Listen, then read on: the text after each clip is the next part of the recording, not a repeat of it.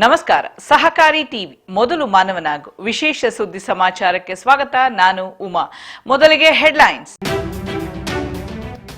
ಹಾಸನದ ವಿವಿಧ ಕಾರ್ಯಕ್ರಮಗಳಲ್ಲಿ ಪಾಲ್ಗೊಂಡ ಸಹಕಾರ ಸಚಿವರು. ಸೌಹಾರ್ದ ಸಹಕಾರಿ ವತಿಯಿಂದ 76ನೇ ಗಣರಾಜ್ಯೋತ್ಸವ ಆಚರಣೆ. ಅಡಿಕೆ ಬೆಳೆಗಾರರ ಹಿತಾಸಕ್ತಿ ಕಾಪಾಡಲು ಕ್ಯಾಂಪ್ಕೋ ಮನವಿ.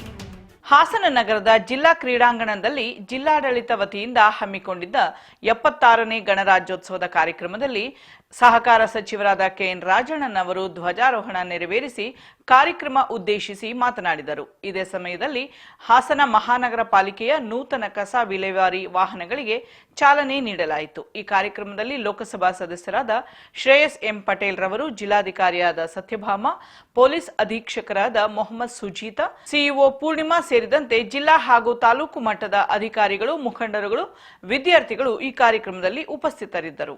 ಜನಮಿತ್ರ ಪ್ರಾದೇಶಿಕ ಪತ್ರಿಕೆಯ ವತಿಯಿಂದ ಹಾಸನದ ಅನ್ನಪೂರ್ಣೇಶ್ವರಿ ಕಲ್ಯಾಣ ಮಂಟಪದಲ್ಲಿ ಆಯೋಜಿಸಲಾಗಿದ್ದ ಜನಮಿತ್ರ ಎಜುಕೇಷನ್ ಎಕ್ಸ್ಪೋಗೆ ಮಾನ್ಯ ಸಂಸದರಾದ ಶ್ರೀ ಶ್ರೇಯಸ್ ಎಂ ಪಟೇಲ್ ರವರೊಡನೆ ಭೇಟಿ ನೀಡಿದ ಸಹಕಾರ ಸಚಿವರು ಈ ಎಕ್ಸ್ಪೋದಲ್ಲಿ ಹಲವಾರು ಶೈಕ್ಷಣಿಕ ಸಂಸ್ಥೆಗಳು ಪಾಲ್ಗೊಂಡಿದ್ದು ವಿದ್ಯಾರ್ಥಿಗಳಿಗೆ, ಪೋಷಕರಿಗೆ ಸೂಕ್ತ ಮಾರ್ಗದರ್ಶನ ನೀಡುತ್ತಿವೆ ಎಂದು ಈ ಕಾರ್ಯಕ್ರಮದಲ್ಲಿ ತಿಳಿಸಿದರು. ಬೆಂಗಳೂರಿನ ಮಲ್ಲೇಶ್ವರಂನಲ್ಲಿರುವ ಕರ್ನಾಟಕ ರಾಜ್ಯ ಸೌಹಾರ್ದ ಸಂಯುಕ್ತ ಸಹಕಾರಿ ನಿಯಮಿತದ ಕೇಂದ್ರ ಕಚೇರಿಯಲ್ಲಿ 76ನೇ ಗಣರಾಜ್ಯೋತ್ಸವದ ಕಾರ್ಯಕ್ರಮವನ್ನು ಸರಳ ಸುಂದರವಾಗಿ ಆಯೋಜಿಸಲಾಗಿತ್ತು. ಈ ಕಾರ್ಯಕ್ರಮದ ಧ್ವಜಾರೋಹಣವನ್ನು ಉಪಾಧ್ಯಕ್ಷರಾದ ಶ್ರೀ ಎಆರ್ ಪ್ರಸನ್ನಕುಮಾರ್ ರವರು ನೆರವೇರಿಸಿ ಮಾತನಾಡಿದರು. ಶ್ರೀ ನಂದೀಶ್ ಹಿರೇಮಠ್ ಪ್ರಾಧ್ಯಾಪಕರು, ಕಿರ್ಲೋಸ್ಕರ್ ಇನ್ಸ್ಟಿಟ್ಯೂಟ್ ಆಫ್ ಮ್ಯಾನೇಜ್ಮೆಂಟ್ ನಿರ್ದೇಶಕರು ಹಾಗೂ ಶ್ರೀ ರಾಜೇಂದ್ರ ಲೊಡಲಬಾಗಿ ಪ್ರಾಧ್ಯಾಪಕರು ಕಾರ್ಯಕ್ರಮದಲ್ಲಿ ಪಾಲ್ಗೊಂಡು ಸೌಹಾರ್ದ ಸಹಕಾರಿಯ ಕಾರ್ಯಚಟುವಟಿಕೆ ಬಗ್ಗೆ ಮೆಚ್ಚುಗೆ ವ್ಯಕ್ತಪಡಿಸಿದರು. ಸೌಹಾರ್ದ ಸಹಕಾರಿಯ ವ್ಯವಸ್ಥಾಪಕ ನಿರ್ದೇಶಕರಾದ ಶ್ರೀ ಶರಣಗೌಡ ಜಿ ಪಾಟೀಲ್ ರವರು ಉಪಸ್ಥಿತರಿದ್ದರು. ಅಧಿಕಾರಿಗಳಾದ ಶ್ರೀ ಶಿವಕುಮಾರ್ ಬಿರಾದಾರ್ ಸ್ವಾಗತಿಸಿದರು. ಮಹಾಂತಪ್ಪ ಕಾರ್ಯಕ್ರಮ ನಿರೂಪಣೆ ನಡೆಸಿಕೊಟ್ಟರು. ಶ್ರೀಮತಿ ಸವಿತಾ ಕಾರ್ಯಕ್ರಮದ ವಂದನಾರ್ಪಣೆ ಮಾಡಿಕೊಟ್ಟರು. ಭಾರತಕ್ಕೆ ಹುರಿದ ಅಡಿಕೆ, ರೋಸ್ಟೆಡ್ ಅಡಿಕೆಯ ಆಮದಿನಿಂದ ದೇಶೀಯ ಅಡಿಕೆ ಬೆಳೆಗಾರರು ತೊಂದರೆ ಅನುಭವಿಸುತ್ತಿದ್ದಾರೆ ಎಂದು ಕಳವಳ ವ್ಯಕ್ತಪಡಿಸಿರುವ ಕ್ಯಾಂಪ್ಕೋ ಈ ಕುರಿತು ತಕ್ಷಣ ಮಧ್ಯಪ್ರವೇಶ ಮಾಡುವಂತೆ ಕೇಂದ್ರ ವಾಣಿಜ್ಯ ಮತ್ತು ಉದ್ಯಮ ಸಚಿವರಿಗೆ ಪತ್ರದ ಮೂಲಕ ಮನವಿ ಮಾಡಿದೆ. ಹುರಿದ ಅಡಿಕೆ HSN ಕೋಡ್ 20081920 ಅಡಿಯಲ್ಲಿ ಮೌಲ್ಯವರ್ಧಿತ ಉತ್ಪನ್ನದ ರೂಪದಲ್ಲಿ ಆಮದು ಮಾಡಲಾಗುತ್ತಿದ್ದು, ಕಸ್ಟಮ್ ಡ್ಯೂಟಿ ತಪ್ಪಿಸಲು ತಪ್ಪು ವರ್ಗೀಕರಣದ ಮೂಲಕ ಮಾರುಕಟ್ಟೆಗೆ ಪ್ರವೇಶಿಸುತ್ತಿದೆ. ಈ ರೀತಿಯ ಅಕ್ರಮಗಳು ಮಾರುಕಟ್ಟೆಯ ಸಮತೋಲನ ಹಾಳು ಮಾಡುವುದಲ್ಲದೆ ಸರಬರಾಜು ಕೊರತೆ ಇದ್ದರೂ ಬೆಲೆ ಏರಿಕೆಗೆ ಅವಕಾಶ ನೀಡದೆ ದೇಶೀಯ ಬೆಳೆಗಾರರ ಪರಿಶ್ರಮಕ್ಕೆ ತಕ್ಕ ಪ್ರತಿಫಲ ದೊರೆಯುವಲ್ಲಿ ತಡೆಯಾಗಿದೆ.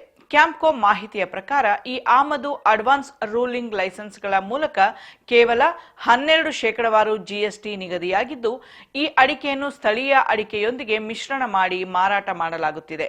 ಇದರಿಂದ ಉತ್ಪನ್ನದ ಗುಣಮಟ್ಟ ಹಾಳಾಗುತ್ತಿದೆ ಮತ್ತು ಖರೀದಿದಾರರಿಂದ ಸಗಟಾಗಿ ತಿರಸ್ಕಾರವಾಗುವ ಸಾಧ್ಯತೆ ಇದೆ. ಇದಲ್ಲದೆ ಸ್ಥಳೀಯ ಖರೀದಿದಾರರು ಕೂಡ ಈ ಮಿಶ್ರಿತ ಅಡಿಕೆಯನ್ನು ಸ್ಥಳೀಯ ಮಾರುಕಟ್ಟೆಯಲ್ಲಿ ಮಾರಾಟ ಮಾಡುತ್ತಿದ್ದು, ಈ ಅಡಿಕೆ ಉತ್ತರ ಭಾರತಕ್ಕೆ ಸಗಟು ಮಾಡಿದ ನಂತರ ತಿರಸ್ಕಾರಗೊಳ್ಳುತ್ತದೆ. ಇದರಿಂದ ಚಾಲಿ ಅಡಿಕೆಯ ಬೆಲೆ ಕುಸಿದು ಅಡಿಕೆಯ ಮಾರುಕಟ್ಟೆ ಮೇಲೆ ಪರಿಣಾಮ ಬೀರಿ ಬೆಳೆಗಾರರ ಆದಾಯಕ್ಕೆ ತೀವ್ರ ಹಾನಿಯುಂಟಾಗುವ ಸಾಧ್ಯತೆಗಳಿದೆ. ಕ್ಯಾಂಪ್ಕೋ ಬೆಳೆಗಾರರನ್ನು ಆಮದು ಅಡಿಕೆ ಖರೀದಿ ಮತ್ತು ಸ್ಥಳೀಯ ಅಡಿಕೆಯೊಂದಿಗೆ ಮಿಶ್ರಣ ಮಾಡದಂತೆ ಮನವಿ ಮಾಡಿದೆ. ಇದು ಕೃಷಿಕ ಸಮುದಾಯದ ಹಿತವನ್ನು ಕಾಪಾಡಲು ಅಗತ್ಯವಾಗಿದೆ ಎಂದು ಅಭಿಪ್ರಾಯಪಟ್ಟಿದೆ. ಆತ್ಮೀಯ ಸಹಕಾರಿ ಬಂಧುಗಳೇ, ಇದು ಸಹಕಾರಿ ಟಿವಿ, ನಿಮ್ಮ ಟಿವಿ. ದಯವಿಟ್ಟು ರಾಜ್ಯದ ಎಲ್ಲ ಸಹಕಾರಿಗಳು ಇದರ ಸಬ್ಸ್ಕ್ರೈಬ್ ಆಗಿ ಇದರ ಶೇರನ್ನು ಪಡೆಯಿರಿ. ಸಹಕಾರಿ ಟಿವಿಯನ್ನು ರಾಜ್ಯಾದ್ಯಂತ ವಿಸ್ತರಿಸೋಣ, ಪಸರಿಸೋಣ. ಅದಕ್ಕಾಗಿ ತಮ್ಮೆಲ್ಲರಲ್ಲಿ ನಾನು ಮನವಿಯನ್ನು ಮಾಡಿಕೊಳ್ತಾ ಇದ್ದೀನಿ. ಆದಷ್ಟು ಬೇಗ ತಾವೆಲ್ಲರೂ ಇದರ ಸಬ್ಸ್ಕ್ರೈಬ್ ಆಗಿ ಮತ್ತು ಸದಸ್ಯರಾಗಿ. ಇಲ್ಲಿವರೆಗೂ ಸುದ್ದಿ ಕೊಟ್ಟಿದ್ದು ನಾನು ಉಮಾ. ನೋಡ್ತಾ ಇರಿ ಸಹಕಾರಿ ಟಿವಿ, ಮೊದಲು ಮಾನವನಾಗು. ನಮಸ್ಕಾರ.